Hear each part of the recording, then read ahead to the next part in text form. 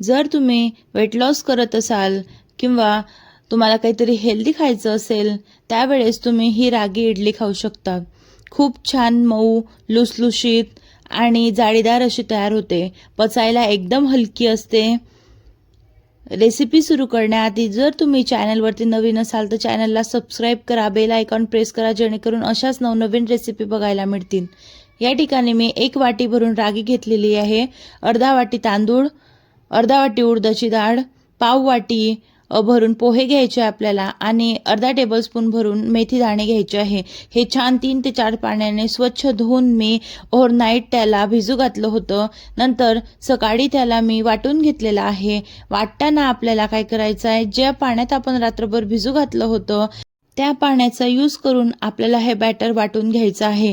रागी पूर्णपणे बारीक होत नाही, त्याचे थोडे चंक्स असे राहूनच जातात, पूर्ण फाईन त्याची पेस्ट होत नाही। आता त्या बॅटरला मी 7 ते 8 तासासाठी छानपैकी असं फुलू दिलं आहे। तुम्ही बघू शकता किती छान अशी जाडी आपल्याला आणि हलका आपलं हे बॅटर तयार झालेलं आहे। बघू शकता तुम्ही किती छानपैकी आपल्या बॅटरला ही जाडी पडलेली आहे। तर पचायला खूप जास्त हे हलकी असते ही इडली। तुम्ही याचा डोसा पण बनवू शकता। आता मी छानपैकी थोडंसं तूप लावून घेतलेलं आहे, तेल पण लावलं तरी चालतं, आवड आहे आपली। नंतर त्यामध्ये एक थोडा चिमूट भरून उगाच सोडा टाकायचा आहे, नाही घातला तरी चालतं जर तुमचं पीठ फर्मेंट झालेलं असलं तर, पण मी थोडा टाकून घेतलेला आहे। नंतर छानपैकी आपल्याला बॅटर साच्यांमध्ये टाकून घ्यायचं आहे आणि 10 ते 15 मिनिटासाठी आपल्याला इडली छानपैकी अशी स्टीम करून घ्यायची आहे। सर्व प्लेटमध्ये या पद्धतीने आपल्याला बॅटर टाकून घ्यायचं आहे।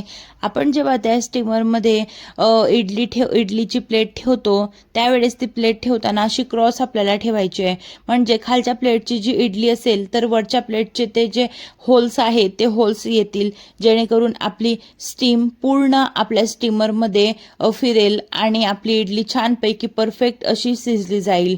आपण जर ते एकावर एक ठेवले तर बऱ्याच वेळा आपल्या इडलीला असं वरती पाणी आल्यासारखं होतं, ते या कारणानेच होतं। जर तुम्ही ही टिप यूज केली तर तुमची इडलीला अशा वरच्या बाजूने पाणी येणार नाही। तुम्ही बघू शकता क्लीन आलेली आहे आपली नाईफ। आता इडलीला छानपैकी थंड होऊ द्यायचं आहे आणि काढून घ्यायचे आहे। नारळाच्या चटणीसोबत, पुदिन्याच्या चटणीसोबत किंवा शेंगदाण्याच्या चटणीसोबत तुम्ही ही इडली खाऊ शकता। अप्रतिम चवीची तयार होते, पचायला खूप जास्त हलकी असते आणि वेट लॉस जर्नी जर तुमची सुरू असेल तर त्यामध्ये तुम्ही हे घेऊ शकता। काहीतरी डिफरंट, डेलीचं खाऊन पण आपल्याला कंटाळा येतो, मग नवीन काहीतरी हवं म्हणून तुम्ही हा ऑप्शन ठेवू शकता। रेसिपी आवडल्यास लाईक करा, शेअर करा आणि चॅनलवरती नवीन असल्यास चॅनलला सबस्क्राईब नक्की करा, जेणेकरून अशाच नवनवीन रेसिपी तुम्हाला बघायला मिळतील।